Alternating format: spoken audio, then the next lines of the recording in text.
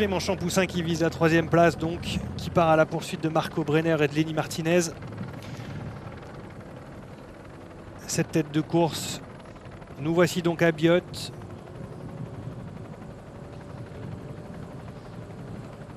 Passage dans Biot, dans le village de Biot, très sinueux.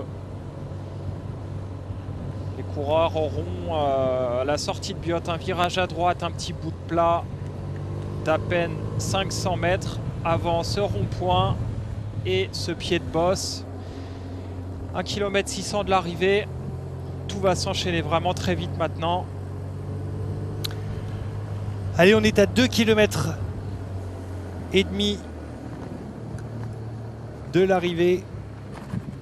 2 hommes en tête, Lenny Martinez le français, l'allemand Marco Brenner. On vient de passer Biot, on est dans la descente avant la dernière ascension finale, un tout petit peu plus d'1 kilomètre à 7,5% avec une ligne d'arrivée en montée au cœur de Sofia Antipolis.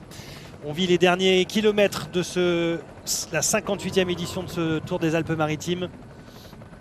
Et ça roule toujours très vite, hein. Regardez, l'allemand Marco Brenner. Ils sont sur ce bout de plat dont je parlais, d'à peine 500 mètres. Ils vont arriver sur ce rond-point. Ils vont prendre la courbe légèrement à droite. Et puis les pentes vont se dresser devant eux immédiatement. 7% pour commencer. Des coureurs qui connaissent majoritairement cette arrivée, puisque Paris-Nice l'a souvent emprunté en 2009. Rémi Di Gregorio s'y imposait. Primoz Roglic un peu plus récemment, devant Christophe Laporte. Et là, il va pas falloir se regarder, les deux coureurs, si on veut se disputer la victoire. Vous l'aviez annoncé, Mickaël, on est dans le dernier kilomètre. Effectivement, vous aviez dit s'il y a plus de 30-35 secondes d'écart entre ces deux hommes échappés, l'allemand Marco Brenner et le français Lenny Martinez. Ça peut se jouer entre ces deux hommes. On vient de passer la flamme rouge, c'est le début de l'ascension finale.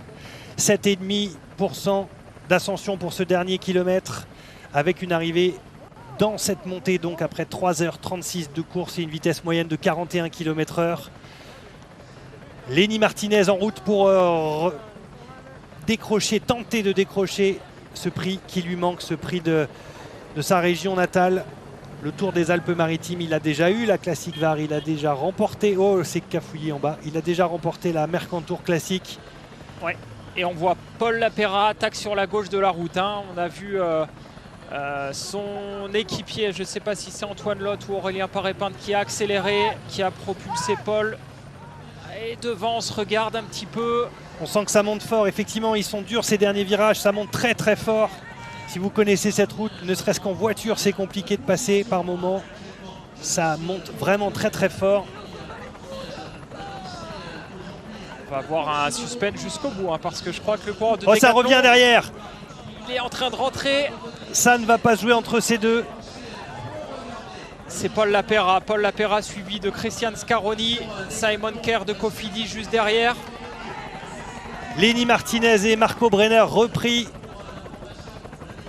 Ça va se jouer entre les deux Français. Lenny Martinez qui semble craquer. Complètement dingue ce final.